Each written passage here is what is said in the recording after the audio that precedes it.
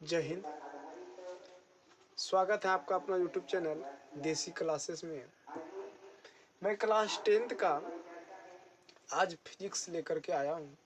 Chapter number 1 है प्रकाश का परावर्तन, जो कि अगर जो एग्ज़ाम व्यू से देखा जाए, बिहार बोर्ड एग्जामिनेशन की व्यू से, तो मोस्ट इम्पोर्टेंट चैप्टर में से कोई भी किताब आप खास करके साइंस में लीजिएगा तो फर्स्ट चैप्टर आपका इम्पोर्टेंट होता है।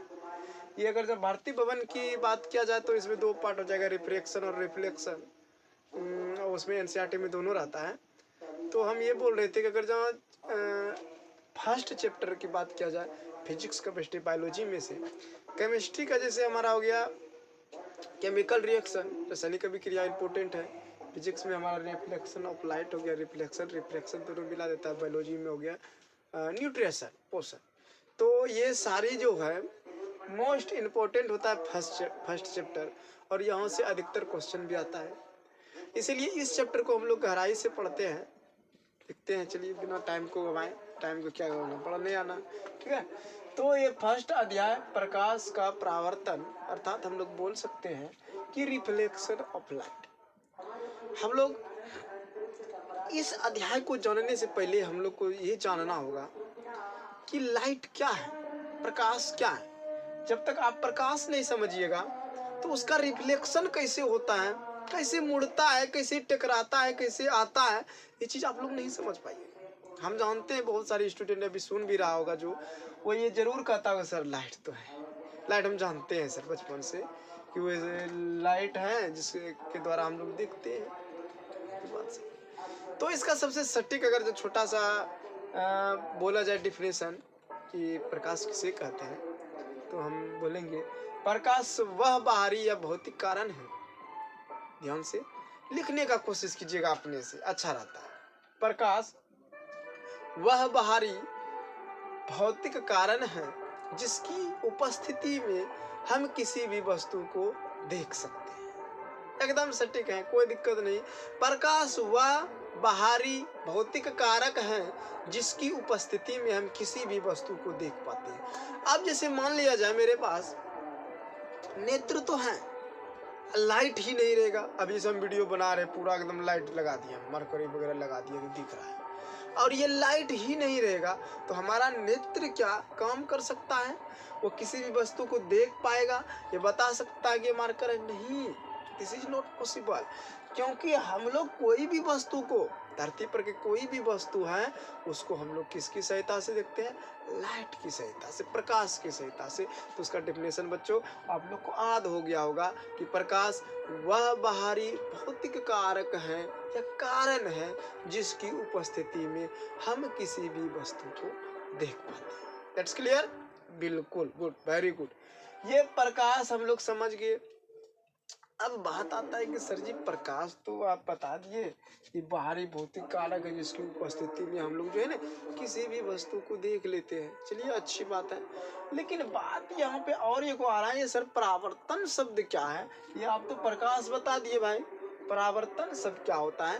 कि हम लोग बच्चों जैसे धीरे धीरे पढ़ते जाएंगे, बड़े क्लास होते जाएंगे तो उसके बारे में और डिटेल से पढ़ेंगे। सबसे पहले यहाँ परावर्तन समझते हैं। जैसे मान लिया जाए आईना को आप लोग देखे होंगे बचपन में, जो गांव वाले होंगे जरा कमेंट कीजिएगा, गांव वाले तो जब जिसका पुआल का घर होता है ना, खर जिसको बोलते हैं, उसमें बम्बू बांस जो रहता है उसके छेद में चमगुदरी टाइप का एक जानवर होता है, चमगुदरी उड़ने वाला, उसमें लाइट को ऐसे रिफ्लेक्स करता था आईना से, और उसमें देखता था कि उसमें है कि नहीं। उधर से सूरज का रोशनी जैसे आ रहा है, आईना उसके सीध में रख देता था, ऐसे देखता था।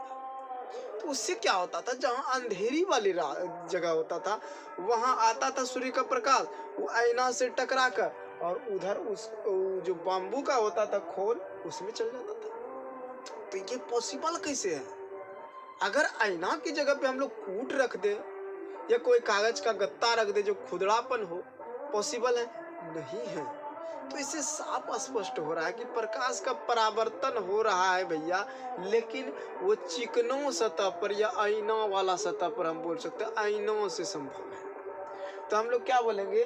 किसी बिंदु स्रोत से आ रही प्रकाश की किरणें जो है अगर किसी बिंदु स्रोत से प्रकाश की किरणें आ रही हैं, किसी बिंदु स्रोत से आती प्रकाश की किरणें किसी चिकना सतह या दर्पण से टकराकर पुनः उसी माध्यम में लौट जाता है जिस माध्यम से वह आ रही होती है, और इस घटना को प्रकाश का परावर्तन कहते हैं। दैट्स क्लियर, समझिएगा, बिल्कुल कंफ्यूज नहीं होना है। हम लोग बोलेंगे किसी बिंदु स्रोत से आ रही प्रकाश की किरणें या किसी बिंदु स्रोत से आती प्रकाश की किरणें दर्पण से या किसी चिकनी सतह से टकराकर पुनः उसी माध्यम में लौट जाती है जिस माध्यम से वह आ रही होती है, तो इस घटना को ही प्रकाश का परावर्तन कहते हैं। बहुत इजी है, इस घटना को ही प्रकाश का परावर्तन कहते हैं, ज्यादा कोई भारी भरकम है नहीं।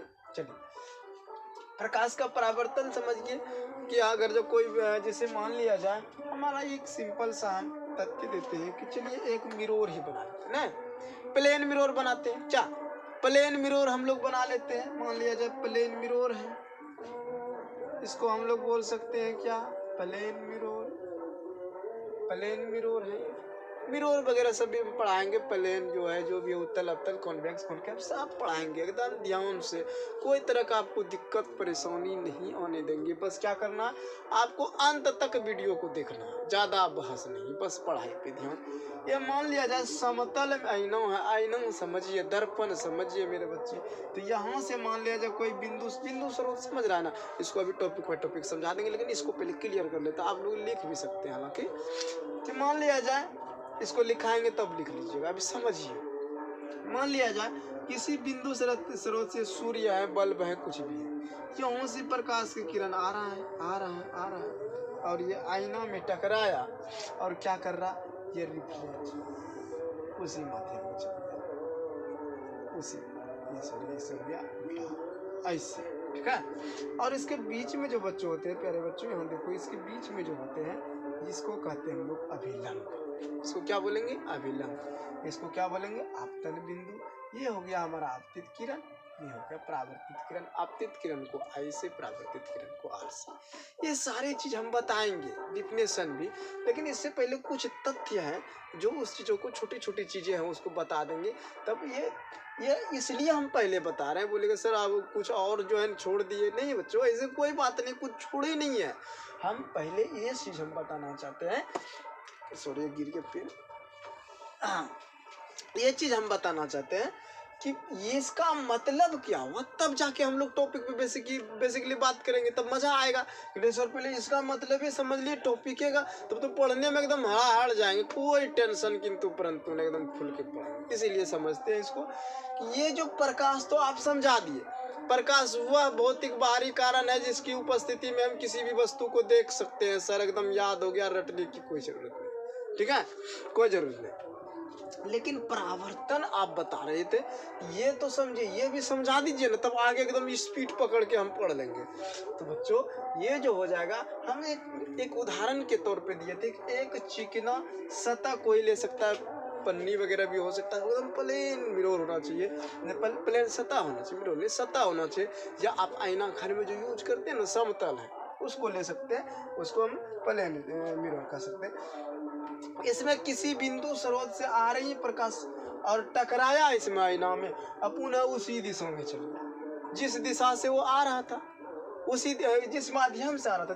दिशा चेंज हो सकता है, जैसे कि हम लोग बोले थे ना, आईना को लीजिएगा आप दिशा परिवर्तित कर सकते, इधर उधर एकदम सही से, एकदम खूब मजा आता था बचपन में, ऐसे ऐसे करते थे ना, वैसे आईना का प्रकाश ऐसे ऐसे कर सकते, एकदम इधर घुरा दिए, कभी उधर घुरा दिए, किसी को आँख पे चुनरिया दिए, क्या ऐसे ऐसे आप लोग करते होंगे, तो वो कर सकते हैं। तो यहाँ तिरछा जब आएगा तो बहुआ तिरछे न जाएगा। तो इसमें क्या होता है, ये जो हमारा दर्पण है, दर्पण से टकराया, अब पुनः टकरा के उसी माध्यम में चल गया। माध्यम क्या होता है सर जी, माध्यम क्या होता है, तो माध्यम बोलेंगे, माध्यम जिससे होकर प्रकाश की किरणें चल सके, जिसमें गति कर सके, उसी को प्रकाश से माध्यम। जैसे हवा में चल सकता है, पानी में चल सकता है, ठीक है, हवा पानी में चल सकता है ना हमारा प्रकाश, तो प्रकाश से माध्यम। जिस जिसमें चले सब प्रकाश माध्यम हो गया, सब कुछ बताएंगे। तो ये दोनों तथ्य समझ गया भाई, प्रकाश समझ गए। प्रकाश वह बाहरी भौतिक कारण है जिसकी उपस्थिति हम किसी वस्तु को देख पाते हैं, बहुत क्लियर है।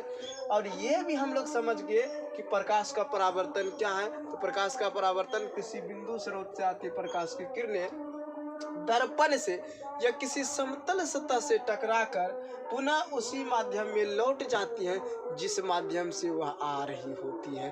तो इसी घटना को रे बुआ क्या बोलेंगे, प्रकाश का परावर्तन। लेकिन बोले सर आप जो है ना एकदम से शुरू से कहाँ से स्टार्ट कीजिएगा, शुरू से, जो कि इससे संबंधित क्वेश्चन अगर जब कंपटीशन में भी आए ना हम लोग उखाड़ देंगे सीधा, एकदम कोई दिक्कत नहीं। तो ये तो बताए हम टोटल, इसको जो है ना थोड़ा सा मिटा देते हैं। ये तो चीज़ हम बताएं, क्या चीज़ बताएं, ये बताए दोनों का अर्थ खाली बताएं, यही ना।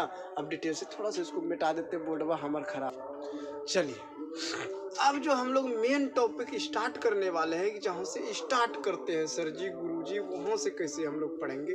तो चलिए स्टार्ट करते हैं हम लोग। अब ये रिफ्लेक्शन ऑफ लाइट के जड़े से स्टार्ट करते हैं, एकदम खत्म कर देंगे। देखिए सबसे पहले टॉपिक आप हेडिंग लिखिए, कॉपी पेन लेके एकदम से बैठिए और कॉपी में लिखिए प्रकाश क्या है, ये प्रकाश किसे कहते हैं।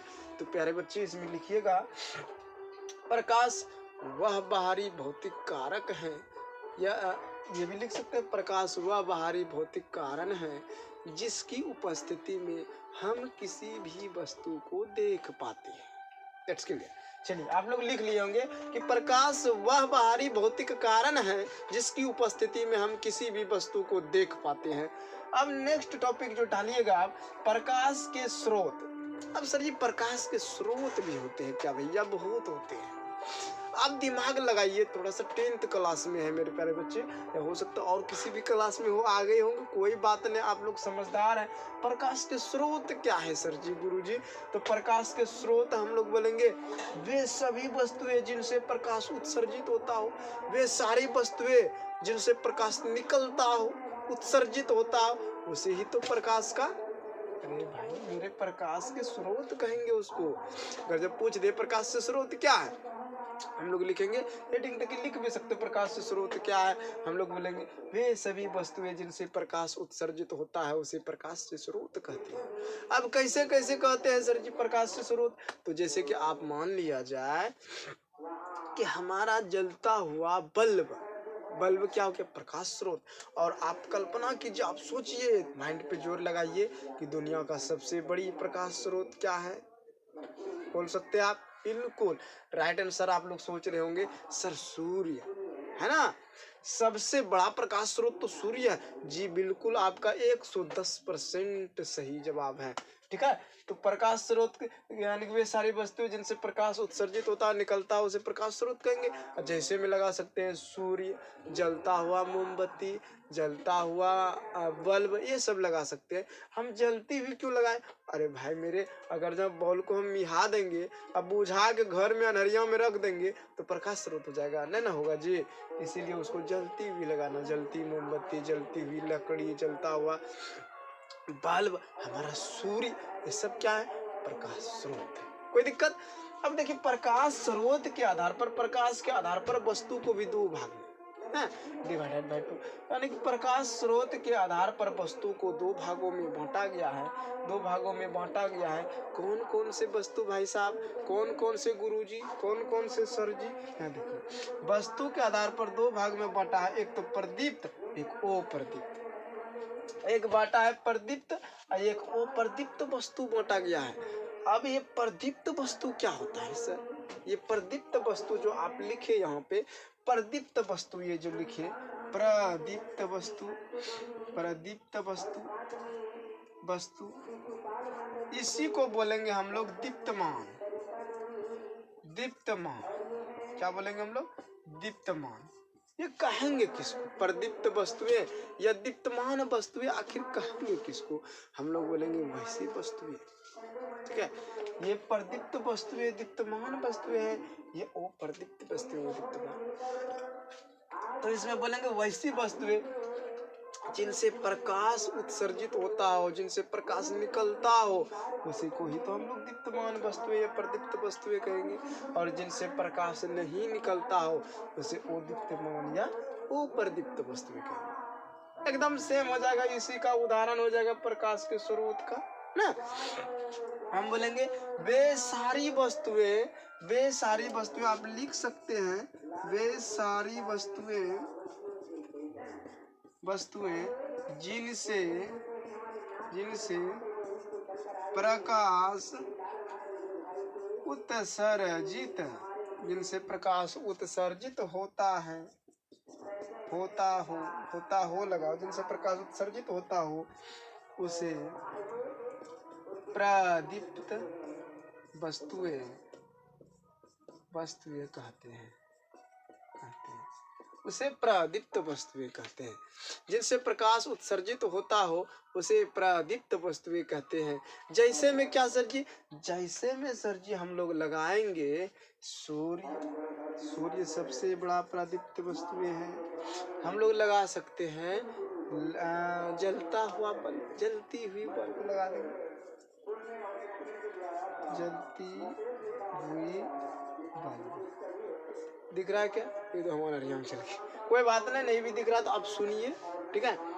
अनेक वस्तुएं का, जैसे कि वे सारी वस्तुएं जिनसे होकर प्रकाश निकलता हो, जिनसे प्रकाश उत्सर्जित होता हो, उसे प्रदीप्त वस्तुएं या दीप्तमान वस्तुएं कहते हैं। लिखिए, नोट कीजिए। जैसे में सूर्य हो गया आपका, जलता हुआ मोमबत्ती हो गया, ये सब हो गया ना जी, जिससे प्रकाश निकल रहा, सब प्रदीप्त, ठीक है। अब बोलेगा सर वो प्रदीप्त वस्तु का परिभाषा सेम, प्यारे बच्चे सेम हो जाएगा कि वे सारी वस्तुएं जिनसे प्रकाश नहीं निकलता हो, वे सारी वस्तुएं जिनसे प्रकाश नहीं निकलता हो, जिनसे प्रकाश उत्सर्जित नहीं होता हो, उसे अप्रदीप्त वस्तुएं कहेंगे। कैसे? जैसे में लिखिए, कैसे नहीं जैसे, कैसे नहीं जैसे। जैसे में क्या लिखिएगा? ईंट। अब ईंट से प्रकाश निकलता है, बांस ले लीजिए, दरवाजा ले लीजिए, कुर्सी, टेबुल, ये सब जैसे में भर दीजिए, एकदम क्या हो गया? अप्रदीप्त वस्तुएं। That's clear? बिल्कुल, वेरी गुड। याद रखिएगा कि ये जो प्रकाश के आधार पर वस्तु को दो भाग में बांटा गया है, प्रदीप्त वस्तु, अप्रदीप्त वस्तु, ठीक है। प्रदीप्त वस्तु किसको कहेंगे? वही सारी वस्तुएं, दुनिया का वे सभी वस्तुएं जिनसे प्रकाश निकलता हो, यानी कि उत्सर्जित होता हो, उसे प्रदीप्त वस्तुएं कहेंगे। और जिनसे प्रकाश नहीं निकलता हो, उसे अप्रदीप्त वस्तुएं कहेंगे। मेरे प्यारे बच्चों, मतलब बिल्कुल क्लियर है। नेक्स्ट हम आगे टॉपिक बढ़ते हैं, इससे पहले इसको मिटाना पड़ता है, तो एक सेकेंड आपको डिस्टर्ब करेंगे हम। चलिए मेरे प्यारे बच्चों, चलिए अब देखते हैं हम लोग। अब जो इसके बाद टॉपिक आता है हम लोग का, वो है सर जी प्रकाश किरण। इसका काम तो कि भरमार आने वाला है। काहे कि आप लोग को अगर जो हम किरण आरेख बनाने के लिए, खींचने के लिए बताएंगे, प्रतिबिंब बनाने के लिए बताएंगे, तो सभी में ये किरण जो है, ये किरण जरूर काम लगता है। इसीलिए समझते हैं। चलिए, प्रकाश की किरण क्या है? तो बात है कि ये कहता है कि प्रकाश जिस सरल रेखा में गमन करती है, उस पथ को ही प्रकाश की किरण कहते हैं। अब देखिए, प्रकाश का किरण एक दूगो नहीं होता है, करोड़ों निकलता है, एकदम करोड़ों प्रकाश की किरण। मान लिया जाए उदाहरण के तौर पर ये हम मोमबत्ती है ना, ये हम छोटा सा मोमबत्ती हम बनाए। अब देखिए, इनसे किरण तो बहुत सारा निकलेगा, बहुत बहुत बहुत बहुत सारा, एकदम लाखों करोड़ों।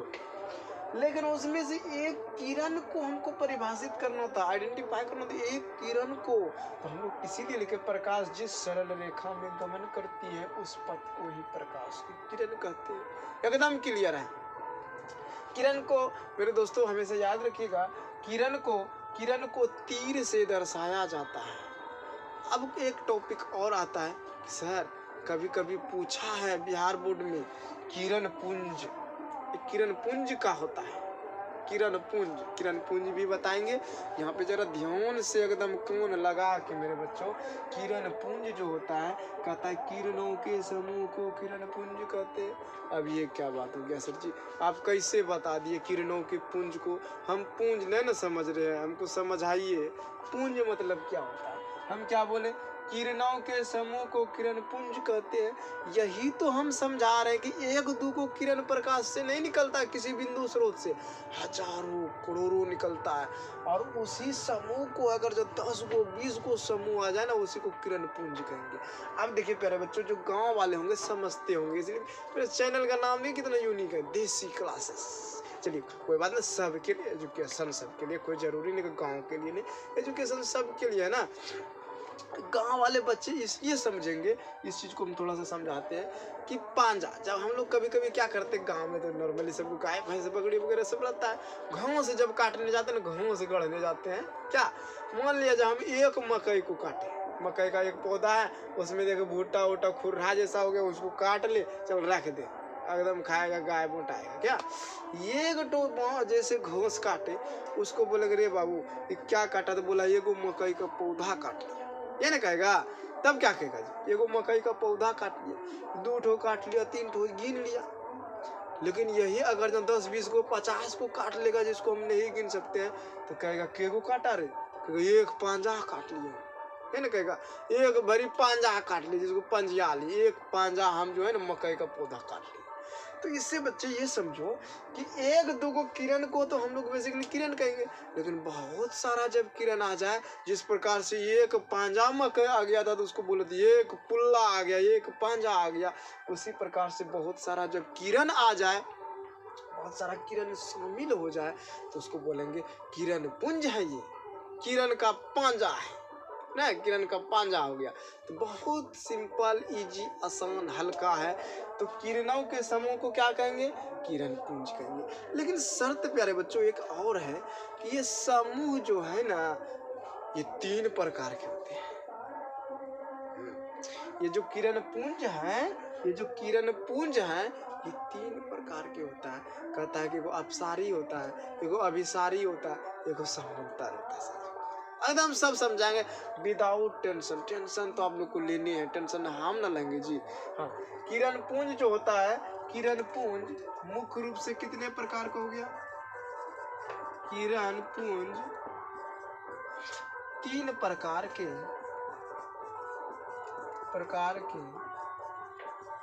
होते हैं। 3 प्रकार के होवत हैं। क्या 3 प्रकार के होते हैं। पहला को हम लोग बोलेंगे अभिसारी किरण पुंज, 1 नंबर हम लोग लिखते हैं अभिसारी किरण पुंज। अभिसारी किरण पुंज, तो बोलेंगे सर जी ये अभिसारी किरण पुंज क्या होता है, ठीक है हमको समझाइए अभिसारी किरण पुंज क्या होता है। हम लोग बोलेंगे किरणों का वैसा समूह जो किसी एक बिंदु पर एकत्रित होता हो, उसे अभिसारी किरण पुंज कहते हैं। ध्यान से बच्चों, किरणों का वैसा समूह, किरणों का वैसा समूह जो किसी एक बिंदु पर एकत्रित होता हो, उसे अभिसारी किरण पुंज कहते हैं ना।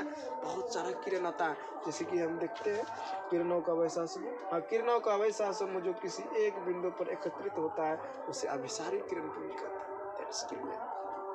लिखिएगा हम क्या लिखाएंगे, इसमें लिखना पड़ेगा जी, ये तो बड़ा शर्म की बात है। आप लोग होशियार हैं, बुद्धिमान हैं, लिखिए ना, लिखिए किरणों का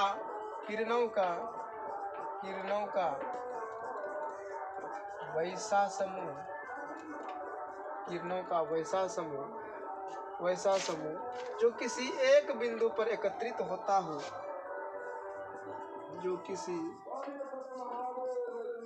एक बिंदु पर एकत्रित होता हो, किसी एक बिंदु पर एकत्रित होता हो, उसे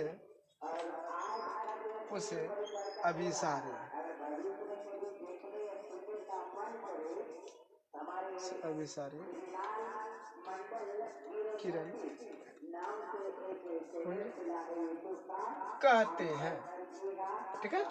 उसे अभिसारी किरण पुंज कहते हैं, उसे क्या कहेंगे, अभिसारी किरण पुंज। अब प्यारे बच्चों होता क्या है, कभी कभी सर जी ये किरण पुंज वगैरह सब हम समझ लिया, अभिसारी किरण पुंज, अगर ऑब्जेक्टिव में दे देगा, थोड़ा सा क्या देता है, इसको थोड़ा सा मिटा दे, इसको मिटाते लिख लीजिएगा, इसको थोड़ा सा लिख लीजिएगा, कि किरणों का वैसा समूह जो किसी एक बिंदु पर एकत्रित होता हो उसे अभिसारी किरण पुंज कहते हैं। ठीक है, उसे अभिसारी किरण पुंज कहते हैं। अब इसको जैसे कि हम थोड़ा सा मिटाने दीजिए, इसको जो है ना ये हम दिखाते हैं कि कैसे होता है। आप देखिएगा ना थोड़ा सा मजा आ जाएगा। अभिसारी किरण पुंज, चलिए अभिसारी। अब इसका क्या होता है, एक मार्कर थोड़ा सा ये वाला लिखते चलता है, धीरे चल रहा है। ठीक है, इसका जो होता है आप देखिएगा, इसका जो होता है एक बिंदु है ऐसे करके, ठीक है, ऐसे करके ऐसे। और ये सारा किरण क्या हो रहा है, एक बिंदु पर एकत्रित हो रहा है। ठीक है, ये सारा किरण जो है प्रकाश का किसी एक बिंदु पर एकत्रित हो रहा है, सारा प्रकाश का किरण, इसीलिए इसको बोलेंगे अभिसारी किरण पुंज का ये फिगर हो गया। अब जैसे बोलिएगा सर और कोई किसी प्रकार कहीं कभी यूज हुआ है, बिल्कुल हम लोग क्या करते थे, हैंड लेंस का प्रयोग करते ना, हैंड लेंस का, हैंड लेंस में उत्तल लेंस का प्रयोग करते हैं। कभी कभी हम लोग जब बचपन में थे ना, आप लोग भी किए होंगे, कंपास में निकलता था, ऐसे एक कागज ले लेते थे, ऐसे कागज को लेके और उस पर ऐसे रखते थे एकदम टिका के सूर्य को ऐसे करके, ये धुइयां जब तक न दे देगा तो वो क्या करता था, जितने भी सूर्य का प्रकाश था उसको ऐसे खींचा, ऐसे खींचता था। मान लिया जाए हैंड लेंस, ये प्रकाश का किरण बहुत सारा इसमें आया, तो क्या करता था, कागज की एक जो पत्ती होती थी कागज, उस पर एकत्रित करता था और आग तक लगा देता था ना। हैंड लेंस किसका उदाहरण हो गया, तो ये हो गया अभिसारी किरण पुंज का हम मिटा भी दिए। ठीक है, अभिसारी किरण पुंज, आई होप कि आप लोग को एकदम बिल्कुल समझ में आ गया होगा। अगर जब पूछे कि अभिसारी किरण पुंज किसे कहते हैं, तो हम लोग बोलेंगे किरणों का वैसा समूह जो किसी एक बिंदु पर एकत्रित होता हो उसे अभिसारी किरण पुंज कहते हैं। चलिए नेक्स्ट चलते हैं हम लोग अपसारी किरण पुंज। ठीक है, इसको थोड़ा सा क्लियर कर देते हैं, थोड़ा मजा आ जाएगा। 2 सेकेंड बस। चलिए दूसरा जो हम लोग पढ़ने वाले हैं कि अपसारी किरण पुंज। ये अपसारी किरण पुंज क्या है सर, तो बिल्कुल वही तो है। अभिसारी में हम लोग क्या बोले कि अभिसारी किरण पुंज वैसे किरण पुंज को कहते हैं जो किसी एक बिंदु पर एकत्रित हो रहा था, जैसे कि हैंड लेंस क्या। चलिए लेकिन उसका पढ़ते हैं हम लोग अपसारी किरण पुंज किसे कहेंगे, हम लोग बोलेंगे किरणों का वैसा समूह जो किसी एक बिंदु से फैलती हुई प्रतीत होता हो उसे क्या बोलेंगे, अपसारी किरण पुंज। ठीक है, यहाँ पे देखिए एकदम बहुत स्लो मोशन में एकदम पढ़िए, एकदम डिटेल से पढ़िए, खंगाल के पढ़िए, एकदम कोई टेंशन झुक झुक झुक झुक कुछ नहीं। चलिए तो यहाँ पे देखिए किरणों का वैसा समूह जो किसी एक बिंदु से फैलती हुई प्रतीत होता है उसे अपसारी किरण पुंज कहते हैं। ऐसा भी हम देखिए अपसारी किरण पुंज को हम बनाए हैं, जैसे में टॉर्च ले लीजिए, टॉर्च मारते हैं ना, ऐसे मारिएगा एक जगह से निकलेगा एकदम धुक आगे पूरा ना। अब बोले किसी में तो सीधे हो जाता है सर, समांतर हो जाएगा, क्या टेंशन ले रहा है, ऐसे निकलता है। ये क्या हो गया, बल्ब। अब देखिए बल्ब एगो जलाते थे ऐसे थोड़ा फॉक्सन की तरह निकलता है ना, निकलता है पूरा एकदम फैल के एकदम रोशनी देता है। क्या हो गया, वो हो गया हमारा अपसारी किरण पुंज। कोई दिक्कत नहीं मेरे प्यारे बच्चों, एकदम लिख लो, ये हेडिंग लिख के लिखो, किरणों का वैसा समूह जो किसी एक बिंदु से फैलती हुई प्रतीत होता है उसे अपसारी किरण पुंज कहते हैं। It's clear. हाँ, अब देखो समांतर किरण पुंज दूसरा चलते हैं हम लोग, समांतर किरण पुंज। समांतर किसको कहते हैं, जस्ट एकदम क्लियर हो जाएगा। हम लोग क्या बोलेंगे, किरणों का वैसा समूह जिसमें सभी किरण आपस में समांतर। किरणों का वैसा समूह जिसमें सभी किरण जो होता है ना आपस में समानांतर होता है। आपस में समांतर लंबवत भी होना चाहिए मेरे प्यारे बच्चों, लंबवत भी होना चाहिए, लेकिन समानांतर इतना ही डिफिनेशन काफी है कि किरणों का वैसा समूह जिसमें सभी किरण आपस में समानांतर होता है उसे क्या बोलेंगे, समांतर किरण पुंज कहेंगे। जस्ट क्लियर लिख लो, कैसे लिखना है, पहले हेडिंग देना है समांतर किरण पुंज, फिर लिखना है एकदम लिखाते हैं स्लो में, लिखिए किरणों का वैसा समूह जिसमें सभी किरण आपस में समानांतर हो उसे ही समांतर किरण पुंज कहते हैं। तो इसके लिए बोलेगा सर इसका इस्तेमाल तो बते हुए नहीं किए, बिल्कुल बताएंगे जी। लेजर लाइट सबसे बेस्ट उदाहरण लेजर लाइट, तो एकदम सीधे जाता है एकदम गोली की रफ्तार से, लेजर लाइट है, लेजर लाइट हो जाएगा इसका सबसे बेस्ट उदाहरण। ठीक है, तो अब इससे नेक्स्ट टॉपिक जो हम लोग पढ़ेंगे जस्ट एकदम से रिलैक्स में एकदम आगे बढ़ते हैं हम लोग। चलिए बच्चों, नेक्स्ट जो टॉपिक है हम लोग का, नेक्स्ट टॉपिक है कि किरणों के पार होने के आधार पर जो वस्तु होते हैं उसको 3 भागों में बांटा गया। कितना? 3 भागों में, जरा गौर से। ठीक है, किरणों के पार होने के आधार पर वस्तु को 3 भागों में बांटा गया है। पहला वस्तु कहते हैं मेरे प्यारे बच्चों कि पहला वस्तु कहते हैं पारदर्शी पदार्थ। पहला क्या बोलेंगे? पारदर्शी पदार्थ, पारदर्शी वस्तु है। ये क्या चीज होती है सर? हाँ, तो एकदम बढ़िया से हम लोग बोलेंगे वैसा पदार्थ जिनसे होकर प्रकाश पूर्णतः पार हो जाती हो उसे पारदर्शी पदार्थ कहते हैं। ठीक है, वैसा पदार्थ लिखिएगा एकदम से, पहले लिखिए पारदर्शी पदार्थ डैश दे करके। ठीक है, वैसा पदार्थ जिनसे होकर के प्रकाश पूर्णतः पार, आर पार एकदम पूर्णतः पार हो जाती हो उसे पारदर्शी पदार्थ कहते हैं। फिर से, वैसा पदार्थ जिनसे होकर के प्रकाश की किरणें पार हो जाती हो उसे पारदर्शी पदार्थ कहते हैं। कोई दिक्कत? कोई दिक्कत। चलिए, कैसा पदार्थ वैसा है? कौन सा? तो हवा है ना जी। अभी देखिए आर पार प्रकाश, मारिए टॉर्च, देखिए एकदम से गन गन दिख रहा है ना, तो हवा हो गया सबसे पहले। उसके बाद कांच भी देखिए, हवा पारदर्शी है तब ना हम आपको दिख रहे हैं। इसके बीच में देखिए हवा है, और यही अगर जहाँ इसी को बोर्ड लगा देंगे तो हम दिखेंगे, इधर से कुछ चिल्लाएंगे तो पता नहीं चलेगा। ठीक है, पारदर्शी। अब कांच सर जी, कांच में भी दिखता है जी, बिल्कुल दिखता है। कांच में जो है ना एकदम दिखता है, और पानी भी अगर जो साफ सुथरा रहे ना एकदम आर पार दिखता है। ठीक है, तो ये सब पारदर्शी हो गया। दूसरा नंबर पे जो पदार्थ है वो पारदर्शी है। वो पारदर्शी का मतलब कहता है कि वैसा पदार्थ जिनसे होकर प्रकाश का एक भी अंश आर पार नहीं होता हो उसे वो पारदर्शी पदार्थ कहते हैं। एकदम गौर से ध्यान से एकदम कंसल्ट के साथ सीखिए। कहता वैसा पदार्थ जिनसे होकर के प्रकाश का एक भी अंश आर पार ना होता हो उसे वो पारदर्शी पदार्थ कहते हैं। मेरे प्यारे बच्चों, जैसे कि हम ले लेते हैं, मान लिया जाए हम ले लेते हैं ये देखिए किताब, ये हिस्ट्री का किताब ले लीजिए। अब इधर से हम कितनों टॉर्च मारे, आर पर दिखेगा जी? नहीं दिखेगा। ये इधरों से पलटा के मारे, कोई मतलब ये नहीं। ठीक है, तो ये ले लीजिए एक डब्बा, हम ले लेते डब्बा, आर पर बांटते हैं, जाएगा प्रकाश? नहीं जाएगा जी, नहीं जाएगा। ये तो हो जाएगा हमारा वो पारदर्शी पदार्थ, अर्थात जिनसे प्रकाश का किरणों का एक भी अंश, वह पदार्थ जिनसे प्रकाश की किरणों का एक भी अंश आर पार नहीं होता हो उसे वो पारदर्शी पदार्थ कहते हैं। ठीक है, तीसरा है मेरे पास, तीसरा जो है पारभासी। ये पारभासी क्या होता है सर जी? पारभासी हम लोग बोलेंगे वह पदार्थ जिनसे होकर प्रकाश की कुछ अंश, प्रकाश की किरणों का जो होता है ना कुछ अंश ना, वह पदार्थ जिनसे होकर प्रकाश का कुछ अंश ही पार हो पाता है, कुछ अंश ही पार हो पाता है उसे पारभासी पदार्थ कहते हैं। वैसा पदार्थ जिनसे हो करके प्रकाश का कुछ अंश पार हो पाता है उसे पारभासी पदार्थ कहते हैं। अब कुछ अंश कैसे सर जी? तेल लगा हुआ कागज आप तेल में भिगो दीजिएगा, सुखाइएगा ना, प्रकाश मारिएगा ना, कुछ से कुछ पार होगा, पारभासी बोलेंगे। हाँ ठीक है, तेल लगा हुआ कागज बोल सकते हैं, घिसा हुआ कांच, घिस दीजिए कांच को एकदम रना है। ठीक है, उससे पूरा पार न होगा, तब कुछ अंश पार होगा। घिसा हुआ कांच ले लीजिए, शहद ले सकते हैं, मधवा में बारी हो, मध जिसको शहद बोलते हैं उसे। तो ये हो गया हमारा कि भैया किरणों के पार होने के आधार पर वस्तु को 3 भागों में।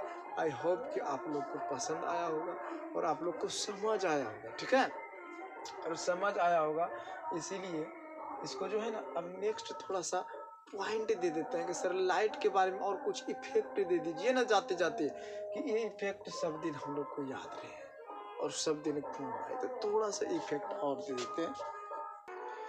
चलिए बच्चे, कुछ इफेक्ट लेके आए हैं आप लोग के लिए। इफेक्ट क्या है? फर्स्ट इफेक्ट है कि प्रकाश एक प्रकार का ऊर्जा है, काइनेटिक ऊर्जा है ये। प्रकाश एक प्रकार का ऊर्जा है। फर्स्ट इफेक्ट एकदम याद रखिएगा इसको ना, ऑब्जेक्टिव दरदा दीजिएगा। दूसरा, निर्वात में प्रकाश की चाल 3 गुनी 10⁻8 मीटर प्रति सेकेंड होता है। बच्चों ये बहुत बार एग्जाम में पूछ दिया गया कि निर्वात में प्रकाश की चाल क्या होता है। बहुत सारे बच्चों के माइंड में सर जो निर्वात, देखिए निर्वात उसको कहेंगे जहाँ पे हवा वगैरह कुछ ना हो, जीरो ग्रेविटी, ठीक है, जैसे चांद पे ले लीजिए निर्वात, हवा ववा जहाँ पे नहीं, कोई प्रेशर कोई गुरुत्वाकर्षण नहीं, उसे निर्वात, ठीक है। तो वहाँ क्या है, प्रकाश की चाल 3 गुना 10⁻8 मीटर प्रति सेकेंड है जी, ठीक है। नेक्स्ट है कि प्रकाश हमेशा सरल रेखा में गमन करता है, कि प्रकाश जो होता है हमेशा सीधी रेखा में गति करता है। तो कभी कभी बच्चों को आता होगा कि जब सूर्य सर उधर रहता है तो कभी कभी घरों में लाइट कैसे आ जाता है, वो बताएंगे परिकिरण वगैरह की वजह से। लेकिन एक्चुअली हम लोग को याद रखना है एग्जाम व्यू से कि प्रकाश हमेशा सरल रेखा में गमन करता है, गति करता है। इसका बाद चौथा इफेक्ट क्या है, प्रकाश एक विद्युत चुंबक की तरंग है। प्रकाश एक विद्युत चुंबक की तरंग है। 4 इफेक्ट आई होप कि आप लोग याद रखिएगा। और चलिए इसी के साथ हम इस वीडियो को द एंड करते हैं। आई होप कि आप लोग को ये वीडियो पसंद आया होगा। अगर जब पसंद आया होगा तो प्लीज़ इस चैनल को लाइक सब्सक्राइब जरूर कीजिएगा, ताकि हम जैसे छोटे यूट्यूबर को मोटिवेशन मिले और बढ़िया से बढ़िया तैयारी आप लोग को बढ़िया से बढ़िया तैयारी कराएं, ठीक है। तो इसका नेक्स्ट पार्ट जस्ट कल आ जाएगा क्या, ठीक है। जय हिंद।